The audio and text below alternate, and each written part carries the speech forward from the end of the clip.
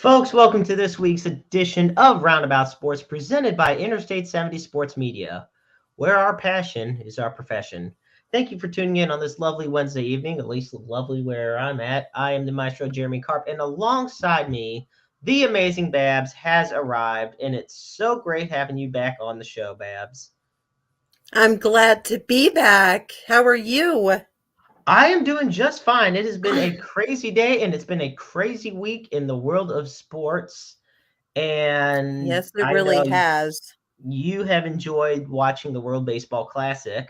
I know that was a big thing for you. Yes, I love seeing Tyler and of course, like Nato and Goldie and Newt and Let's say, can't forget Otani. who can't forget about Everybody. Newt. After all, I was gonna say everybody.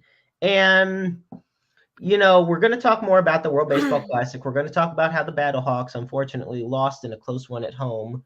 We'll talk I'm going to bring up some latest free agency news. But yeah, hang on one second. Yeah, but before that, you have an update that you actually wanted to give us. So I'm going to give you the floor for a second, and you give us the breaking news announcement you have to deliver. Alexa Bliss, a WWE star, had successful skin cancer surgery.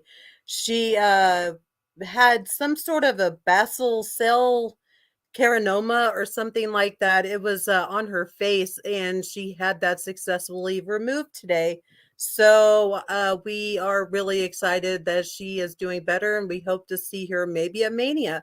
So yeah, that's the big breaking news that Alexa Bliss had successful skin cancer surgery. And that's, excuse me, always wonderful news to hear that it went through successfully. And Sammy, thank you so much for tuning in. Your feedback's always appreciated. We always love the comments from our loyal listeners. So yeah, definitely love to talk to you sometime. So we're also going to talk about how I'll get through this quick news story, and that's former Chiefs wide receiver McCole Hardman has signed with the New York Jets. And this is the thing. When he ran his 40-yard dash at the combine, he ran a 4.340. Now, look, everybody saw him as a second Tyreek Hill. They thought it was going to be an explosive, wide receiver. Things just never panned out. I mean, he never reached as much as 700 receiving yards in a season, and that sounds impossible when Patrick Mahomes is your quarterback. So, he became a free agent. Jets decided to sign him. Jets trade away Elijah Moore to the Cleveland Browns, and now the Jets have an extra second-round pick from Cleveland, which could bring Aaron Rodgers to New York, which is still mind-blowing to think that that's possible. And we'll also talk about later on in the show. Look, last week we had Parker on, and Parker and I were going through our lovely March Madness picks, and I just want to say mine are absolutely screwed. I'm up crap creek without a paddle because let's see, my winner was Purdue. They lost. I had Mizzou in the Final Four. They lost. I had Kansas in the Final Four. They lost. All I got left is Texas, and I, I'm telling you, and as far as what I've seen from the men's basketball team, it looks like Texas is still in it. So I will gladly take it. I know that this Friday they face off against number 3 seed Xavier in the Sweet 16. So we will see how that goes, and I really hope it goes well because I'm getting sick of all my picks losing. And see, this is the thing. You got all these smart schools like Harvard and Princeton getting these upset victories. Look, I mean, people think they're just smart, not athletic, but you know what? It's possible to be both. Um, so, but first, let's talk about the World Baseball Classic because I think that's one of the biggest things coming out of the world of sports over the past week. So last night, which was Tuesday night, the 21st of March, for those that tune in on Anchor and on Spotify, well, Anchor's actually become Spotify podcast, so but on Google Podcasts and Apple Podcasts where you can listen to us, um, it it was an iconic matchup. You have Shohei Ohtani and Mike Trout facing off against each other with a championship on the line. And these two are best of friends, longtime teammates. But on a 3-2 pitch, Ohtani gets Trout to strike out, and Japan beats Team USA to win their third World Baseball Classic. And honestly, I did not see that happening like it did. I honestly thought that Trout was going to get underneath one and it was going to be a tie game just because that would be so storybook kind of. Well, I yeah, really thought absolutely. that, It would be the yeah. perfect send off, and instead, and also let's look at who the bottom of that ninth inning consisted of. Jeff McNeil, you had Mookie Betts, and you had Mike Trout. That is no easy feat for anybody to get through. And there we go. It's that time of the week. There's Jared himself, who I know I'll be seeing in a few days actually. Because we will be having there's a festival that is taking place at the Chaffetz Arena in downtown St. Louis. And Dynamo Pro will be one of the many promotions and people that will be participating in this event. It is called the Taco and Margarita Festival. It'll take place and I might as well put that up because he loves you so much. But it'll take place. The VIP doors open at 11. The general admission doors open at 12. So be sure to come and see. There's a lot of people, a lot of great events going to be taking place. Dynamo will be there. PWE will be there. So many great wrestlers and promotions that will be there. So definitely worth checking out. But back to the World Baseball Classic. Oh, jeez. Ew, I have to see Jeremy Saturday. Babs should have your job. You know what? I am damn proud about being there Saturday. I've missed my Dynamo family. I've really missed those guys and gals. Anyway, okay, World Baseball Classic. The Cardinals had about 12 to 18 different players in the World Baseball Classic. They had the most representation of anybody out of all the MLB teams. Babs, this is the big question though. Who was your MVP for the Cardinals from the World Baseball Classic? I am so sorry. I'm having like really, really bad internet problems or something because I can only hear about every other word. Okay, that's And the okay. screens keep going. I'm going to figure it out. I'll pull you and you figure that out. So I will tell my pick. First off, I have to say for and Jared, honestly, that's where I was going. I was going with Adam Wainwright. First off, so Adam Wainwright with his World Baseball Classic performance. First off, the guy is 41 years old, and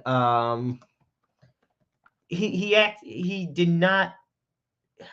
It didn't look anything like it, and I was very impressed by Miles Michaelis as well. But there was something about the 3-time All-Star, the 2-time Gold Glove, and the Silver Slugger making his debut actually as a member of Team USA. So I thought he was a great one. I also thought, and there's Eddie tuning in. Eddie, thank you so much for tuning in. I always appreciate you joining us. Meanwhile, folks, remember, please be sure to share, subscribe, like. You can find us on Facebook, on Twitter, and YouTube, and on Instagram as well, thanks to Babs. But right now, she is working on her technical difficulties, and that's A-okay. Those things happen. Nonetheless, I was also impressed by Lars Nootbaar in the World Baseball Classic. I was impressed by Miles Michaelis. Nolan Arenado showing off some of his best defensive skills at third base. And of course, I got to have some sort of baseball shirt on, got to represent, as we are just days away from opening day. So I cannot wait for that. With all of that said, yes, Team Japan did defeat Team USA. And with that, let me just put this down that they have now won 3 World Baseball Classic tournaments in 2006, 2009, and now in 2023. They are the only nation to win multiple tournaments. And yeah, it was just an amazing sight to see. Be sure to give us your thoughts on what you thought of the World Baseball Classic. And I do like here what Jeremy, you need to buy a Jared Shannon shirt. If he brings one on Saturday, I might be tempted to buy one. I will be tempted. We'll see though. Only if he gets a picture of me at the commentary table. That's the deal. I'll buy a shirt off him if he takes a picture with me and acknowledges that I'm the Maestro. With that said, I agree with Jared's comment about there being a fire that ignited in Adam during the series. And I think it's just the competitive nature in him. He's a consummate professional. He's a hell of a teammate. He's a great guy. But at the same time, when it comes to competition, he is like on fire. And he knows what it's all about. And bear with us. Like I said, I'm the Maestro Jared Carr. Bear with us as Babs is working through her technical difficulties, folks. Nonetheless, we are going to look. I can come to the PWE table. I can make that work. So we'll see about that. Yep. Next Thursday, folks, Cards versus Toronto. The home opener is March 30th at 3:10 p.m. Central. Unfortunately, I will not be able to make it, but I'm telling you right now, I love opening day so much. I am so excited for Cardinals baseball and excited for Royals baseball as well. See the new lineup, new pitching staff, and Adam's about that. Look, this will probably be Adam Wainwright's last season. We will see what happens. We'll see how it goes. But until then, I'm trusting Uncle Charlie all the way through. So with that, we will go over some more World Baseball Classic stats. First off, we're going to look at some of the leaders. So the leaders of the World Baseball Classic in home runs was Trey Turner, the shortstop from the Philadelphia Phillies. He hit 5 home runs and got 11 RBIs in this World Baseball Classic. Meanwhile, we had as far as leader in hits goes, look at that. Nolan Arenado, Mookie Betts, and Joey Menendez, as well as Yoan Moncada and Shohei Ohtani, all got 10 hits. So we got a large group. And Babs, please tell me you will be able to see and or hear me. I can see and hear you. Hallelujah. We are back. Yay. And I am so sorry, guys. That's okay. So Jared said he's normally avoiding downtown during the rally and everything. And yes, Nolan Arenado did hurt his wrist during the semifinals. X-rays were negative. He is okay, and he'll be primed and ready to go for opening day. So also there is one quick side stat I want to look at here. Stolen bases, a lost art. Chavez Young from Team Great Britain led with 5 stolen bases. And he didn't get caught stealing one, so I love to see that. Okay, but Babs, back to the question I wanted to ask you before technology decided to get the best of you and cut you out. So, who do you feel was the MVP from the Cardinals in the World Baseball Classic? The consensus for myself and some of the others tuning in was Adam Wainwright. Now, you're talking like every team, right? Not just like Team USA, Yeah, right? every Cardinal player. So it doesn't matter what team they were on. If they were a Cardinal, if they're a Cardinal player, that count. It was a toss up between Wainwright and Michaelis because they both kind of shared their time, so to speak. Because I think they both pitched what, like 4 innings apiece yesterday. Yes. Yesterday was a Yeah, so big they've Cardinal game, if you will. yes, it really was. Like literally it was the Cardinals with like Mike Trout and Mookie Betts like starring or co-starring, so to speak. So Well, everybody was just big on how the ending turned out, but it was a very close game for, like I said, 3-2. It's not act like it was a blowout victory yeah, no. for the Japanese. It was, and Trey Turner kicked it off. Oh my gosh, yes. Quick side note, let me tell you something right now. Yeah. Well, I'm going to go back to Jared's point, but first, Eddie's going to say Lars Nootbaar is his pick for the MVP. But let me go back to this because I absolutely agree. These might be the worst jerseys in the history of jerseys. And to anybody that says otherwise, I absolutely beg you to comment and tell me which jerseys you think are worse. And then With I their will upload Times that New on the show. Roman font on the Yeah. front with their Times New, yeah. Yeah. Let me tell Yeah. you. What Terrible. the hell is this? What in the hell kind of jersey is this? Like, really? This is the national team, mind you, the Great I Britain mean, they national couldn't have team. even And this like, is what they got? I mean, I saw stuff that will look better on clearance at Dollar Tree. I mean, you're not wrong. These are arguably the worst jerseys I've ever seen in my entire life. And I have seen a lot of ugly jerseys. And Nike Now, has their logo on it too. So think of all of that yeah, because they had to approve it. So, I mean, terrible. yeah, yeah, exactly. And The Jenny, thank you letters so were much for falling tuning off of the in. jerseys. Yes, and No, they exactly. were not. That is exactly what it looks like. The way Jenny has it written down is just absolutely spot on. Terrible jerseys, probably the worst I've ever seen in my entire life. It'd be hard to beat them as far as being atrocious. Like, I am stunned. In fact, I I first have off, no words. Like, to take a were they page out of the book of iron-ons? our. They probably were. Look, this is what jerseys should look like. This is what their jerseys looked like. Yeah, yeah. And that was a shout out to our friend Hollywood. Hollywood, out there that you're out there and that we know you're out there and we love you so much. Keep fighting the good fight and get better soon, buddy. So yeah, I oh. So aside from the Cardinals shining, the atrocious Great Britain jerseys, I think one thing that's also, and you brought this up to me before the show, the interest in the World Baseball Classic was a major storyline. First off, everybody was talking about how it was just a meaningless tournament in the eyes of a lot of people. But then, Babs, tell me what you were telling me about, or tell those tuning in about homes in Japan, about how much they were tuning into this.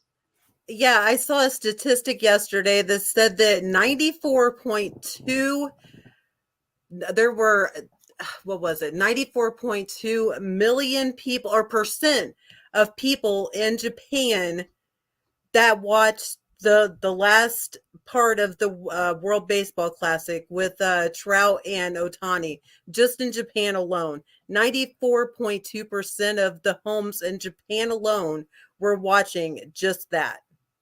Exactly. So you can't tell me that when 94% of an entire country is tuning into a game or to a series in general, you cannot tell me that this is just a waste of a tournament, just meaningless. And I agree on this, and I think part of this is also the addition of so much social media, so many subscription and streaming services, and just ways to come about tuning into the series as well. Okay, so like I paid attention to like the 2017 World Baseball Classic. Like I watched all that because there were a lot of minor league guys that I was like watching them go up, and I've noticed that there's a lot more of an MLB presence in this one than there have been in the past, because most of the time it's like you're lower rung guys and guys that you've really never heard of before. So it was kind of awesome to see that Nato and everybody else was really down to play, because that it's never been like that before, ever. And that's probably well, why it had so much of a oh my gosh factor to it. Well, yeah, and on top of that, you look at the rosters. Now, Rob Manfred, the commissioner of MLB and everybody's favorite commissioner all time, I'm sure, came out today and said that, the World Baseball Classic will return in 3 years in 2026, but he would like to see more star power from the pitching aspect. He's like, you got a bunch of great guys out there, but he wants to see, because in a way, you're right about it with the World Baseball Classic. That means you're supposed to have the biggest names in the world as far from baseball from around the world on these teams representing each other's nations. Now, I love Adam Wainwright and I love Miles Michaelis, but they are not the best pitchers in baseball as far as the upper elite. Like when I'm thinking top 5, top 10 pitchers in baseball, you know, I would love to say that, but I can't say it without having Cardinal fan bias. And that's just because, I mean, do I trust them? Of course I do. I trust them more than most pitchers. But at the same time, if you're looking to market a team, if you're looking for marketability and ways to really get a team out there, you got names like Justin Verlander, Clayton Kershaw, Max Scherzer, Steven Strasburg, you know, and then over Miles Michaelis, just to name a few. Even Zach Greinke, is another one. And it's interesting because Zach Greinke is on pace for records this year as well. We talk about all the records Adam Wainwright keeps achieving. Zach Greinke is on the verge of 200 strikeouts, or not 200, 3,000 strikeouts. He's at 2,882 strikeouts already. So he is right there. So I'm looking forward to seeing him make history this year. But yeah, So does that make him a Hall of Fame caliber player then? Because everyone says he's going to be in the Hall of Fame one day. He's going to be in the Hall of Fame one day. So if that's the case, then shouldn't Wayno be? So this is the thing. I want to point this out, and I'm glad you brought this out up. So you take a look at the 3,000 strikeout club in Major League Baseball. There's only 3 pitchers. Well, I take that back. There's 5 pitchers that are not in the Hall of Fame. 2 of them are active. Max Scherzer and Justin Verlander. So they don't count in this regard because they can't be in the Hall of Fame yet. But the other 3, Roger Clemens, we kind of know why Roger Clemens isn't in the Hall of Fame. Kurt Schilling, he's kind of made his own grave when it comes to getting into the Hall of Fame. And then CC Sabathia, freshly retired, still not eligible to be on the ballot for the Hall of Fame. So those are the reasons those gentlemen are not in the Hall of Fame. As far as Zach Greinke goes, I think if he reaches 3,000 strikeouts, let's look at his accolades here. He's a 6-time All-Star. He's an Cy Young Award winner and a 6-time Gold Glove. He's an ERA leader on 2 occasions. He's won over 220 games, and he has a 3.4 ERA. He's 39 years old, been pitching since 04. And you ask if this means Wainwright is going to be in the Hall of Fame. So we take what I just said about Zach Greinke. So let's look at Adam Wainwright. Wainwright has 195 wins. He has 2,147 strikeouts. He's a three-time World Series, or he's a three-time All-Star, but a two-time World Series champ. They say one time because if he was injured in 2011, I don't give a shit. He was on the roster in 2011, and to me, that makes him a World Series champion. So you know what? Bite me, haters. He's a Silver Slugger Award winner. He's a Gold Glove Award winner. Wainwright, it's people will hate to say it. Accolades toe to toe. Adam Wainwright is not up there with Zach Greinke. He's behind him. But like I said, Adam Wainwright will go down as one of the greatest leaders, one of the most consummate professionals, and he's definitely one of the most charitable athletes you would ever meet. You know, like, no doubt about it. Do I think Wainwright should at least be considered for the Hall of Fame? Have a decent case for him? Yeah, absolutely. You know, because this ties into when Scott Rowland got in the Hall of Fame. And I believe Parker and I were on the show, and we were talking about everybody that was lined up, and made the comparisons to it. You know, you just got to take Adam Wainwright and compare him to, you know, his contemporaries. And this is kind of where we're at with that. And Jared says he should be on the ballot. Yeah, we'll see about that. I agree. We'll see. Oh my God! Pander to him more. Why don't you pander to him? I have to. I wouldn't be a good hype girl if I didn't, right? Oh, jeez. you two and your love relationship just blows. I know it's a blooming relationship. It really is. It is the next big thing. It makes my whole week just to hear you say, "Oh gosh." Yeah, well, you know what? It definitely happens when It really does. Yeah. So here's something interesting. You talked about with the amount of Japanese households that were tuning into the game. Well, it turns out that the World Baseball Classic title game could be the most watched baseball game in history. And you know, it's funny that we're still waiting on the final ratings report. It looks like, from what I see here, over, where is it? So here we go. The average number of fans at the games of the tournament were at 25,000 plus, which was over 5,000 more on average than it was back in 2017. So there were matchups. So the Mexico versus USA match had the best attendance in the first round. 44,000 plus fans attended that game. Wow, that's crazy. And here we go. Japan and Korea had a 44.4 rating, the most watched game in the history of the World Baseball Classic. Now, to put it in perspective, the game even surpassed the ratings of the Tokyo Olympics. Yep. This is not no meaningless tournament. This is a passionate game. Like, it's not just America's game. It's not just America's game. It's the world's pastime. That and soccer, I should say. I take that back. Football is probably America's or the world's pastime, but it showcases the talent from all over the world. So yeah, I was excited, and it was a great tournament.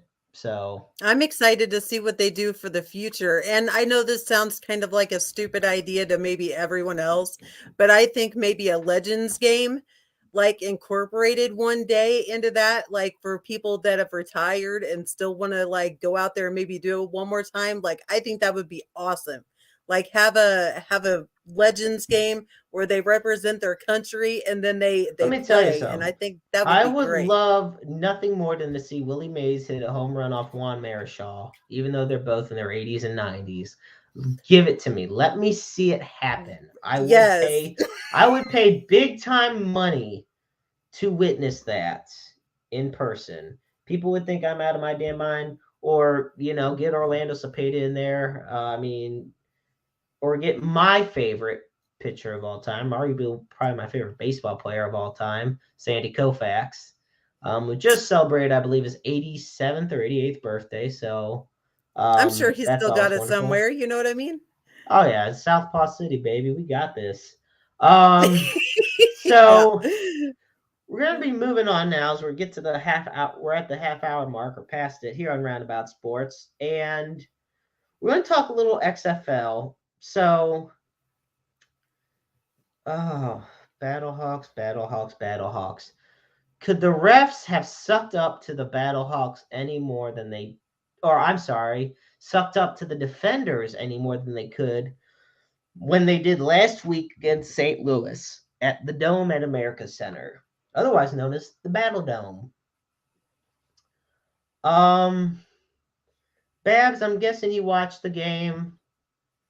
I watched Tell bits and me, pieces of it, yeah, but it was rough. sometimes I just feel like they're just out there throwing the ball around. That's all I feel like they're doing sometimes. And I don't know. It was definitely rough to see them lose at home though.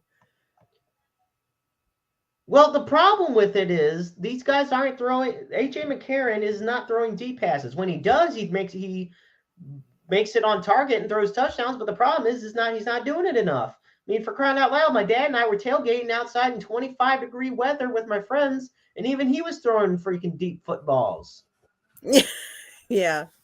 Yeah. So give McCarron needs to throw the ball deeper. These side screen passes and these check down passes, that's not going to cut it against especially a team like Washington.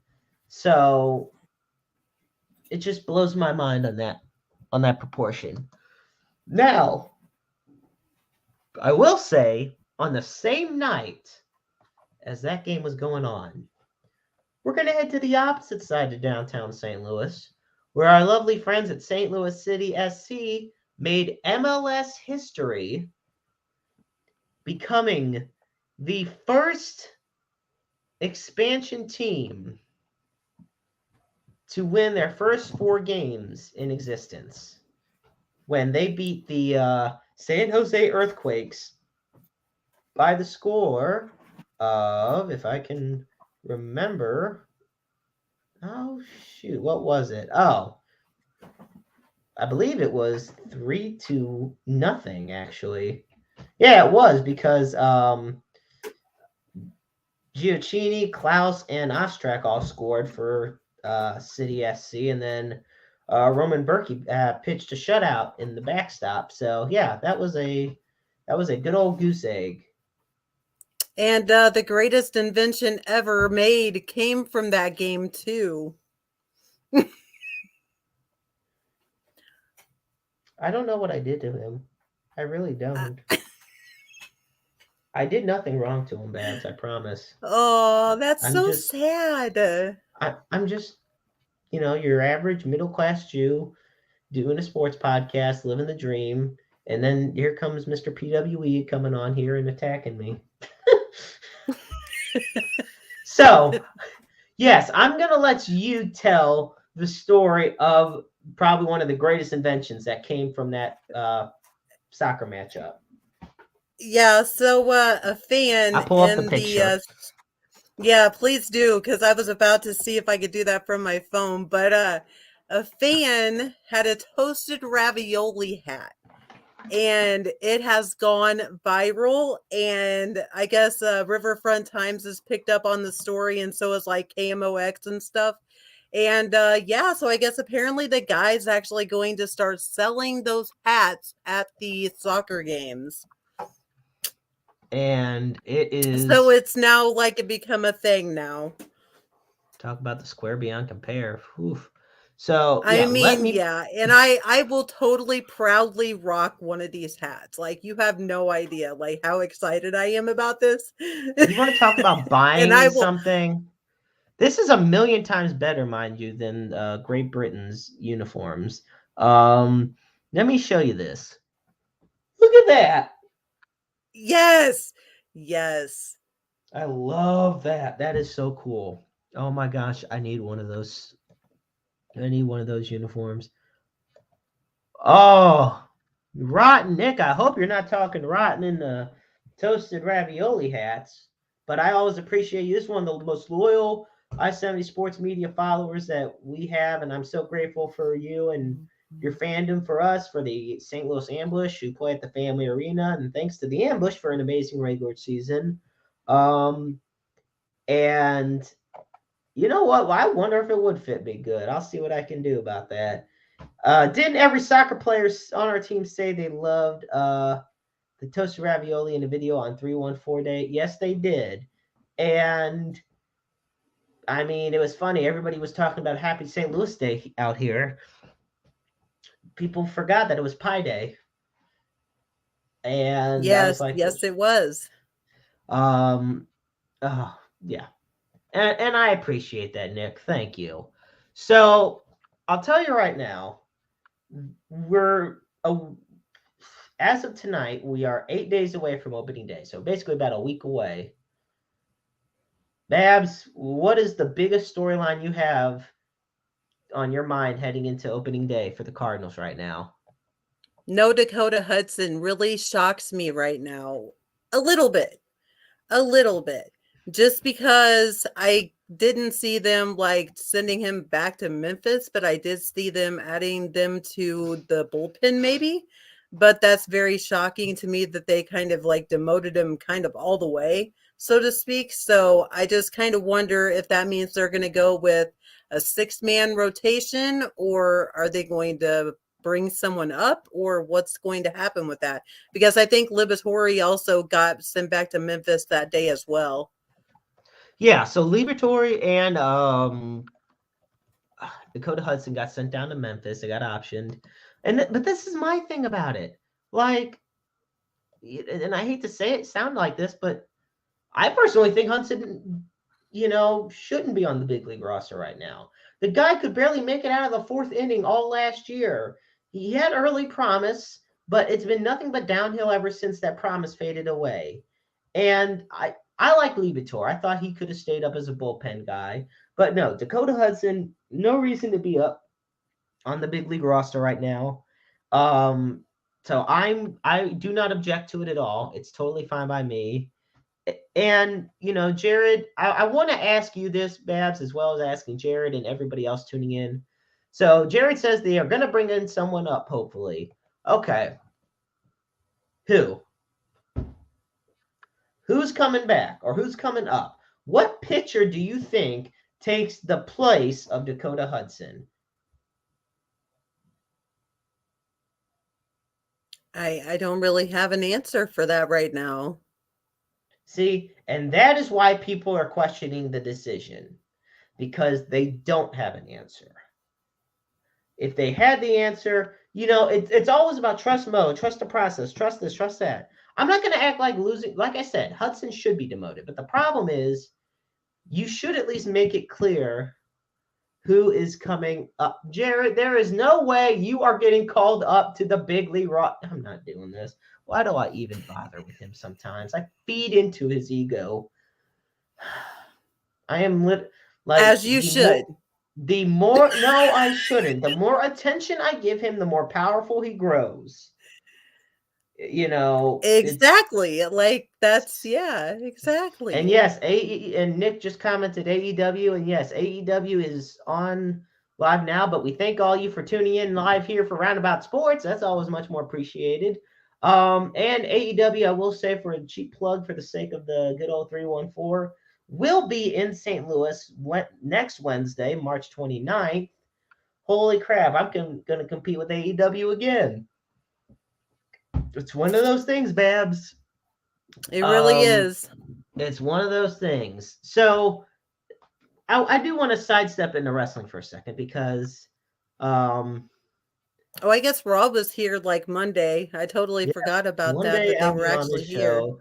Jared's saying one day I'll be on the show, but the people have to wait for the greatest moment. Look, you when you're ready to come on, Jared, you message me. We'll get something figured out. I'm going to tell you that right now. But it's You going to have have to to be when come on whenever I'm on too, I was about because to the say it has to be besties when have to Babs be is on. together. Yeah. Oh God, I'll call in sick or something. Oh hell no. We'll still have the show. Don't worry. I'll make sure it goes. I, that's what I'm also worried about. See, there it is. Only if Babs is on. For the people that listen to the show and it's not an audio visual, the out of context of this in which I am dealing with Babs and Jared is just unfathomable at the moment. Okay, but going on, we got another question here from Nick. Any thoughts on Orton coming back soon? Only rumors right now. I don't see Orton coming back soon. I see him maybe SummerSlam, maybe a little after that, but I still don't think he's fully recovered. I know he's not fully recovered from his back surgeries, and it is something that you cannot rush that. Well, then he might not ever be right again, from what I've been hearing too. So I guess it's just kind of up in the But is air. that But the I, worst? I did see the rumors that Nick is talking about, that they're talking about bringing him in for WrestleMania. Yeah, but is that the worst thing in the world if Orton does not come back to to wrestle? I mean, and I'm not saying this in a bad way. I really mean it. Randy Orton's one of the greatest wrestlers of all time, one of the greatest champions of all time, Hall of Famer, absolute icon. Carried the company during some very situational, circumstantial times. But that means at some point, you just got to hang it up. I would much rather Randy Orton retire now than to see him struggle to get back in that ring and possibly injure himself worse. The only way Well, I would be can fine with Orton coming back is if he's fully ready and the doctors are trusting him well enough to. Um, and I I totally and agree with that. so that's my So my mindset my of the whole question thing. is, when is Matt Riddle supposed to be back? Because that whole thing, like, Randy got hurt and then Riddle did his own little thing for a minute and he had to go away, and maybe they'll come back together for like a SummerSlam, like last hurrah type thing, kind of like what Jared's talking about. And that's why he's coming in for Mania. Maybe they're trying to set maybe something up for that. Because how ironic would it be for him to end his career at the first place that he won the title at 24? That is very true. Yeah, that's actually a very good point as well. Um, Because hmm. Ed said the whole reason why he came back was because he wanted to do it on his terms, and he wanted to do it whenever he wanted to, not when they wanted him to, I guess. And I guess they, the doctors. Right. So Yeah, exactly. Um, and that's a tough call. Like I said, we'll have to figure out. We'll just have to see. Only time will tell as far as what Randy Orton's going to do. And Riddle versus Orton could be a possibility. We'll see. that could be actually a thing, yeah. And this is the thing. He says he wouldn't be bringing him up if he wasn't ready. Plans fall through all the time. There's another one Nick put up there. Orton versus Cody at SummerSlam. Look, we're gonna do a special WrestleMania one, a WrestleMania show later on next week. But until then, I just want to say, I feel like Cody's gonna win the title at WrestleMania over Roman Reigns, and maybe I don't Randy Orton know. comes out of I am nowhere. so torn on my feelings about that. I am just like, I don't know. Because everyone that's been so close, so close, so close, and it never happens. So I don't know. I'm just kind of, I am so torn Yeah. on this situation. Oh, geez. I mean, only time will tell. We'll have to find out and wait and see. But yeah, Jared says Cody ain't winning shit. Okay, well, like I said, next week when we do our WrestleMania show, we will definitely be talking about that. I'm gonna try to get the good doctor's opinions. I'm gonna get Babs' opinions. I'm gonna try to get a lot of people's opinions. Now I have a kind of an interesting idea. Now maybe he doesn't win both titles, but maybe he wins one title.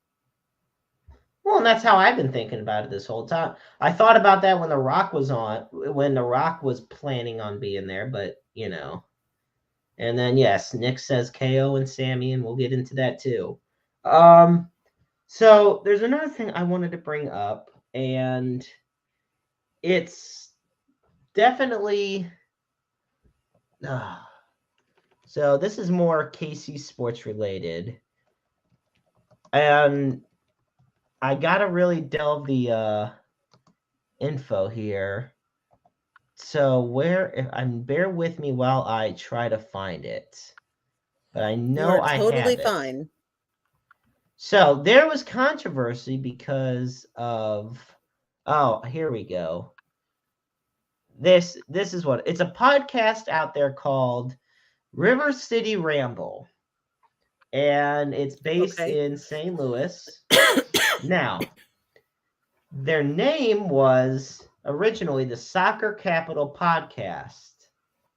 However, they were facing legal action from Sporting KC because of a podcast they have called the Soccer Capital Podcast or something of that nature. And there was a whole outrage. The folks at the Soccer Capital for St. Louis decided just to change the name because, you know, for the resources of litigation and whatnot. And I don't know. I just feel bad for them. And Jared says, don't take other people's podcast name. Well, I have to, like I said, I got to look more into the full story off the top. You know, just saying it off the top of my head is not going to solve anything. I will say this, and I have no problem saying this, and I didn't tell Babs I was going to say this, but I'm going to. I don't care what kind of, they can come at me all they want about this. So, our season 3 premiere of Roundabout Sports featured myself and Hollywood James Knox. On this show, we interviewed Taylor Coleman, who is the daughter of legendary Cardinal Vince Coleman. She was promoting a book in which it has a lot of things that are negative towards her father. And while I personally believe them to be true, everybody has their own opinions on the matter. Well, it was a few weeks ago. I had gotten an email from Vince Coleman and his wife in regards to having me take down that episode, and or at least having me give them my phone number in order for litigation or something. Well, naturally, nothing came of that, but we did pull that episode from the air. Now, I still plan on putting that episode back on the air on our YouTube channel. And I'm going to tell you why. Because that is not something that we should be afraid of. We should not go to sleep every night and say to ourselves, are we going to be taken down the next day? Is a multimillionaire who made a name for himself with multiple teams coming after, as much as I hate to admit it, a much smaller group when it comes to media companies? Let me make it clear.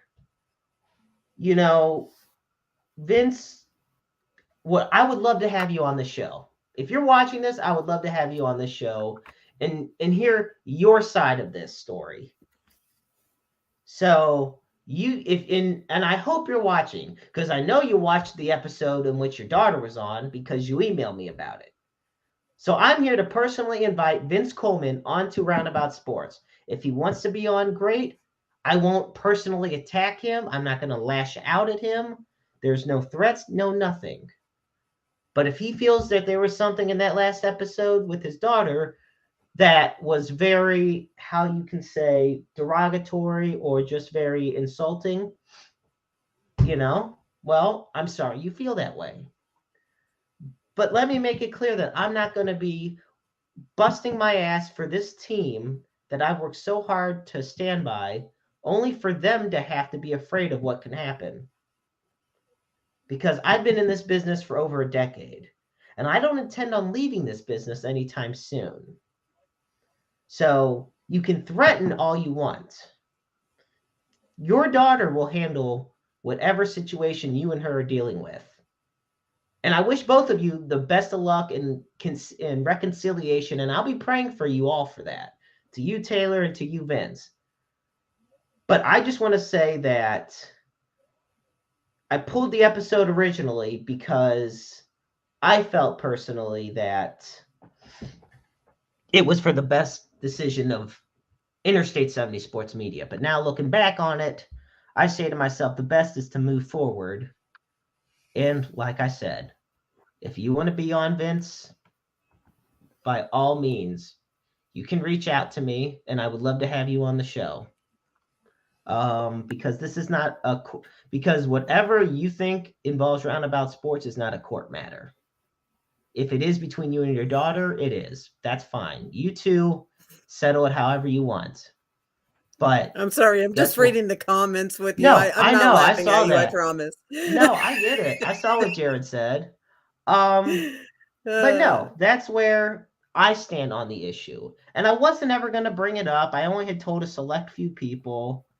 And I appreciate the support on it. But I knew at some point, you can't be pushed around. So once again, Vince Coleman, legendary baseball player, the Maestro Jeremy Carpenter, personally inviting you to be an interviewed guest on Roundabout Sports. And Taylor won't be on the show. I'm not going to do anything to personally attack you. Just it'll be a passionate one-on-one interview. So I hope you accept that invitation. And if you respectfully decline, that's fine too. Because it's just where I stand, So with that, let's move on Roundabout Sports. I just had to get that off my chest and off my shoulders. And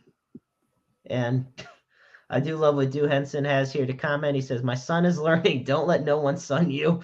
Basically, don't let no... Jeez.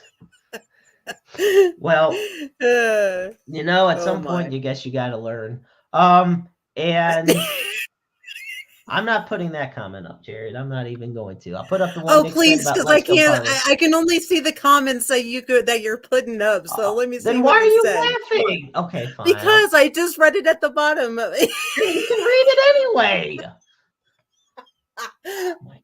I just wanted to see if you would. The faster Hollywood comes back, the better. Oh, that hurts. I'm leaving. You know what? Hush. I do want to say how much having people like amazing team members like the Good Doctor JM, having Babs and Parker, Alistair, Andy, of course Hollywood James Knox, means to me. But also having the loyal support of all those who tune in. I know Jared gives his snide comments and shots every week, but I do have a deep respect for him. And he's probably still going to hate me regardless, so that's okay. And we're going to be besties regardless, so that's okay. Exactly. So that's how we roll. No, you're fine. So anyway, moving on. There is something before I brought this topic up that Nick was curious about, and I want your opinion on it, Babs. David Perron made his return to the Blues last night, or to St. Louis. The Red Wings played St. Louis, and of course, it didn't end well, just like any other Blues game does this season. Hey, we won one or two games right there for a minute. We're at least winning one or two every 9 or 10 that we lose. So at least it's not, consistent. Look, that might be acceptable if, you're the Ottawa Senators or the Arizona Coyotes or something. But we're the St. Louis Blues. We are perennial playoff contenders. That's what people need to understand. It's not the Blues' problem was never not being able to get to the playoffs. The problem was just getting to the damn cup. And it was getting, past that. Or not past the cup, but just winning it.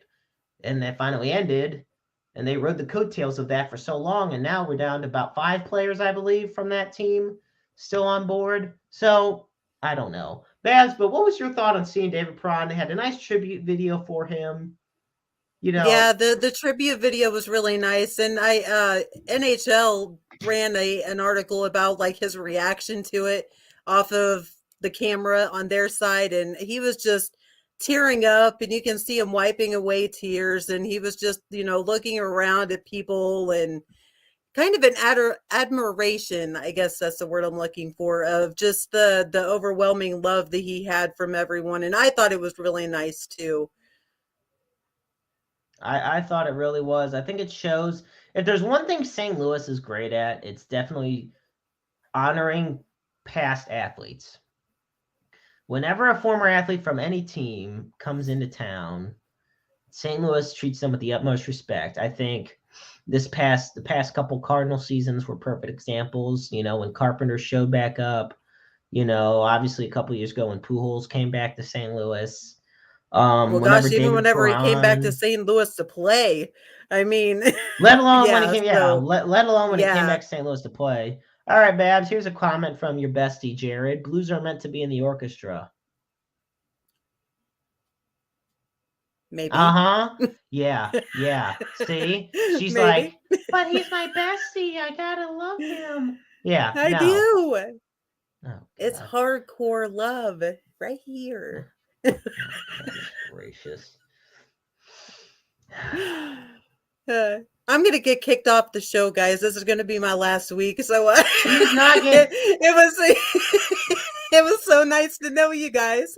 I'll see she's you not around, getting I'm kicked sure. off. I promise. I wouldn't do that to her. When they lose, they belong in the Fox Theater. Oh, now he's dissing the Fox Theater. I don't know why I keep putting his comments up there. Okay. So I do want to delve back into, since we're going, here we go. Nick has another question, and folks, please keep giving your questions, sending them in. And Jared, Babs is not going anywhere. You will be fine, and she will be fine. We all will be fine. Plus, I'm going to need her here if Vince Coleman joins the show. Okay, anyway, Nick commented, thoughts on NFL free agency. Who will be the KC wideouts in 2023? Well, that is a good question, Nick, because a lot of them have gone. Mecole Hardman's gone. Right now, your top 3 wide receivers are Kadarius Toney, Marquez Valdez-Scantling, and Sky Moore. You also have, now, I want to put this name out there, Justin Ross. Justin Ross was drafted last year for the Chiefs, and, well, he was undrafted, but he was signed as an undrafted free agent by the Chiefs last year. And he was placed on injured reserve. So he didn't really get as much of a chance to shine. And there he is. Tacos and margaritas. Our favorite heel ref is in the house. Christopher Miles. And folks, you can tune in every Sunday at 6 o'clock Central for Issues with Wrestling with Christopher Miles right here on Interstate 70 Sports Media. All the latest wrestling talk and topics that you wouldn't find anywhere else. I love it. Also, big shout out to the guys at the Wrestle Talk podcast last night for having on MMWA champion women's champion Ashlyn Alexander, and for continuing to be another one of the premier wrestling podcasts out there. Nothing but love for you guys. So Jared, before I get to your statement, because I do want to talk about that, I want to bring up what Nick just said about the possibility of DeAndre Hopkins going to the Chiefs. So this is the thing about DeAndre Hopkins and the Chiefs' latest rumors. So the Chiefs have 5 trade targets not named DeAndre Hopkins. You have Rashid Shaheed, who is undrafted free agent wide receiver from the Saints. You get Diami Brown. You got Denzel Mims, another former Chiefs wide receiver. You have Terrence Marshall Jr., former Panthers wide receiver. And, okay, here's one that I like. Michael Pittman Jr. from the Indianapolis Colts. I'm a big fan of him. I feel like, no, not Odell. I do not think Odell will fit. No. I don't know why. I don't think he'll fit in Kansas City. There's just something off. I don't know. Bear with me on that. Well, I don't think that his personality or Mahomes' personality would clash very well. Do you? I mean, that alone. I don't think so. Nick says he would. No, because Pat Mahomes, and look, Odell Beckham is one of the most talented wide receivers of the past decade. I'm never going to deny that. What I am going to deny is if people tell me that he'd be perfect for the Kansas City Chiefs, given the type of organization they are and the type of organization they run. An organization that bases themselves off team camaraderie and class, something Odell has severely been lacking the past 2 or 3 years. Yeah, and it just the personality I would go with difference alone. Yeah, go ahead, Babs. Yeah, just the personality difference alone, because Mahomes seems like he's more of a reserved kind of guy, like back in the locker room, well, he's not. So I don't know if that would clash very well. And hasn't he had problems with other teams because of that too? Well, that was one of the reasons that he left Cleveland. That was another. I mean, it didn't work out. I mean, he won a Super Bowl in Los Angeles, and he was a big help. He was a help for them. It was unfortunate that he tore his ACL during the Super Bowl. I think Michael Pittman would be a great fit because he's been the Colts' top receiving option the past 2 seasons. He's posted 227 catches for 2,510 yards and 11 touchdowns over the past 3 years. Nearly over the past 2 years, he's had almost 1,000 yards each. Meanwhile, they'll still say that he's not a wide receiver 1. Okay, when you have a practically washed up Matt Ryan, an injury-prone Carson Wentz, and an unprotected Phillip Rivers, who the hell is going to be a top receiver? You're lucky you get the protection that you get. So, okay, here's the thing. Did Odell not do the same? Did Odell's dad not do the same, Nick? You say, yes, if he don't get the ball, then he cries a lot or blames coaches. Odell did the exact same thing. Elijah Moore does the exact same thing. Receivers have this knack for complaining if they don't get the ball. Running backs, the knack to complain if they don't get carries. Quarterbacks don't complain enough if they don't throw the ball because they're the head of the team anyway. They're the ones that are going to get paid the most money no matter what, so they could care less. So, no. And see, yeah. So I feel that Odell was the same way as Michael Pittman, but I also feel like because Michael Pittman's younger and healthier, he has more upside heading to the Chiefs. If the Chiefs are to target any more free agent wide receivers or trade for anybody that's on a team still. Now, to age myself for a little bit, I remember when his dad played football, and oh my gosh. I'm at the point where I'm starting to see the sons of all the guys that I watched growing up. Antoine and it doesn't get any better. Trust me, I can vouch for that 100%. Patrick Surtain II, Joey Porter Jr., Marvin Harrison Jr. Oh gosh, all of these guys. I'm getting old. Anyway, nevertheless. Oh, please. I am. Oh, here we go. Would this be a conversation with anyone but Mahomes as quarterback? Yes, it would be.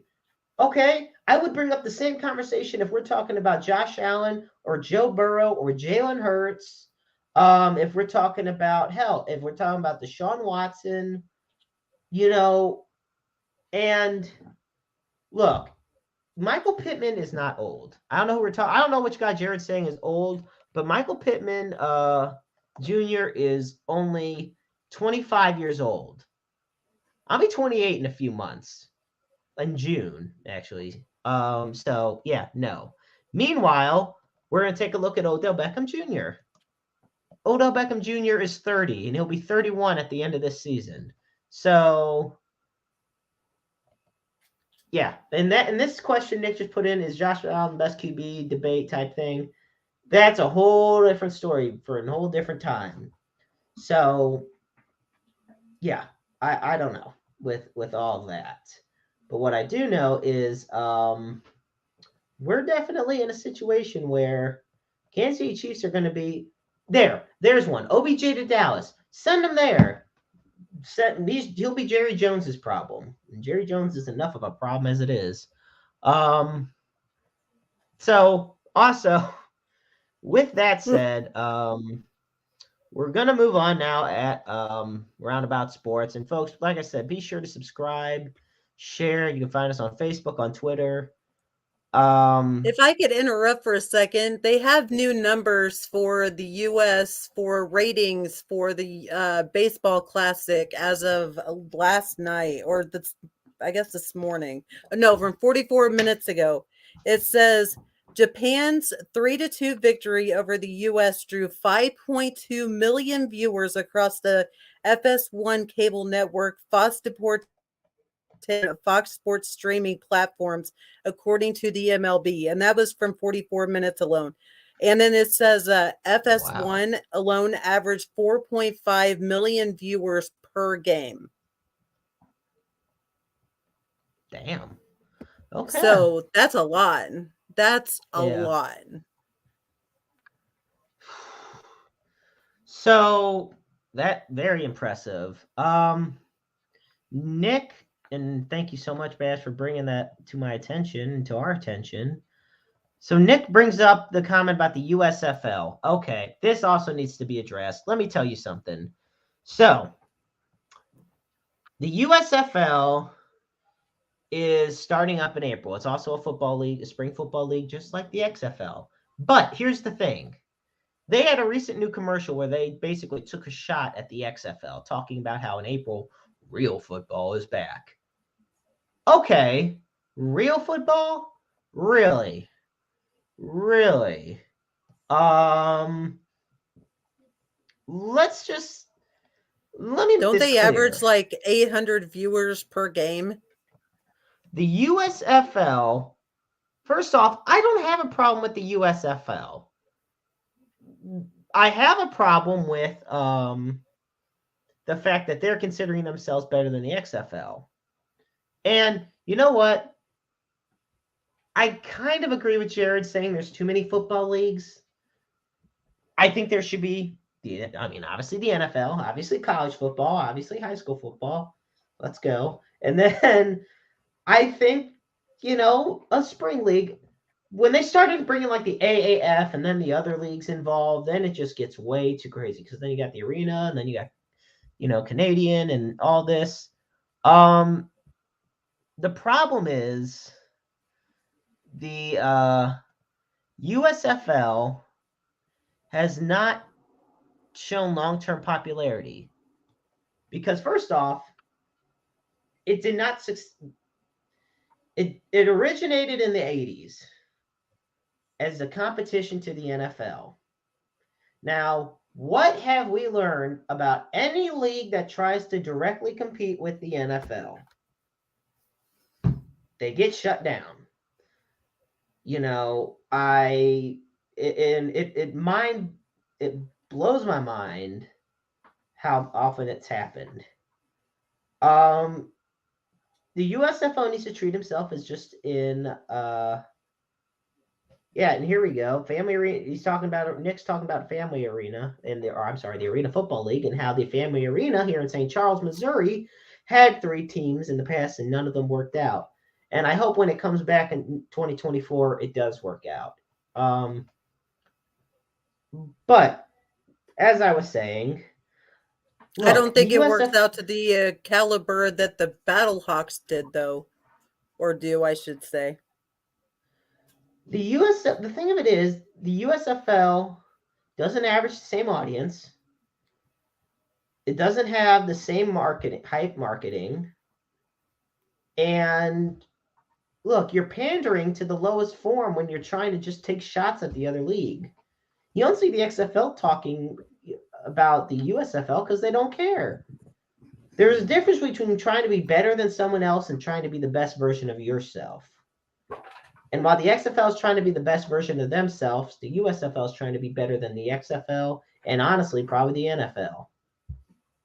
So they're like the AEW of the football leagues. Did I say that? I'm sorry. Ouch. I'm sorry. Did I say that? Ouch. Yeah.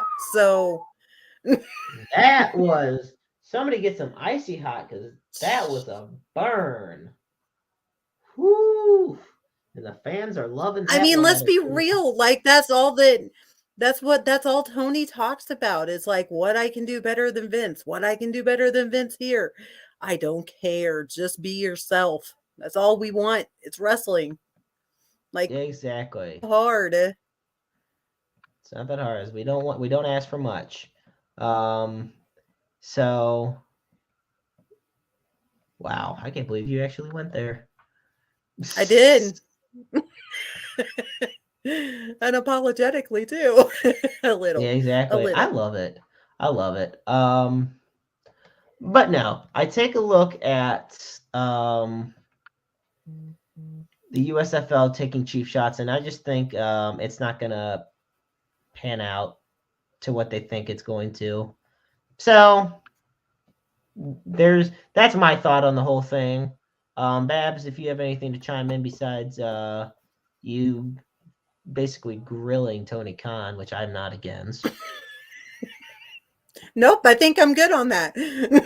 All I think I righty. said everything I wanted to. So Well, perfect. Bear with me 1 second here. And folks, also, you be sure to check out our website at interstate70sports.media. That's interstate70sports.media. You can find all the latest college sport updates, KC sports, St. Louis sports, wrestling, as well as news in general. We have such a talented team. And oh my gosh, I do got the curly hair. I will say that, Jared. So I'll take it. It's funny. Jared just said I had the Tony Khan hair and height. Wish I had the Tony I Khan money. can't unsee that now. Oh my gosh. I am so sorry. It's not my fault. It's his. It's his fault. I didn't even think of that If I until see you now. Saturday and you call me Tony, so I'm gonna have you might. sign your autograph, Tony K. No, I need. Oh my god! Hey, it'll be the first time somebody's ever asked me for an autograph, so I'll be humble. Oh, that's so sweet.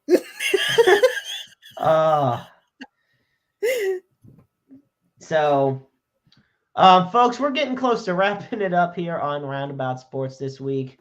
A couple quick hits before we close it out. I do want to say, internet star and prize fighter Jake Paul. Why am I even having to talk about this? I don't know, but I do.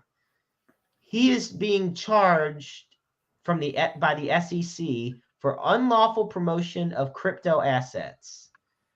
And no, I don't mean the Southeastern Conference. I mean he's being charged by the Security and Exchange Commission for touting a crypto asset without disclosing they were being paid to do so. So what does that even mean? Basically, because he's promoting something, and that's a type of taxable token, and their securities publicly offered, personal finance here and there, he's got to pay money. And yeah, we'll see Where how was much this at again? This was on ESPN. This was just reported by Anthony Olivieri on ESPN. And yeah, there's that. Oh my gosh, that is crazy. Also, okay, the one final topic I want to get into, and before we close it out tonight, I'm not getting ready for this. Like, there's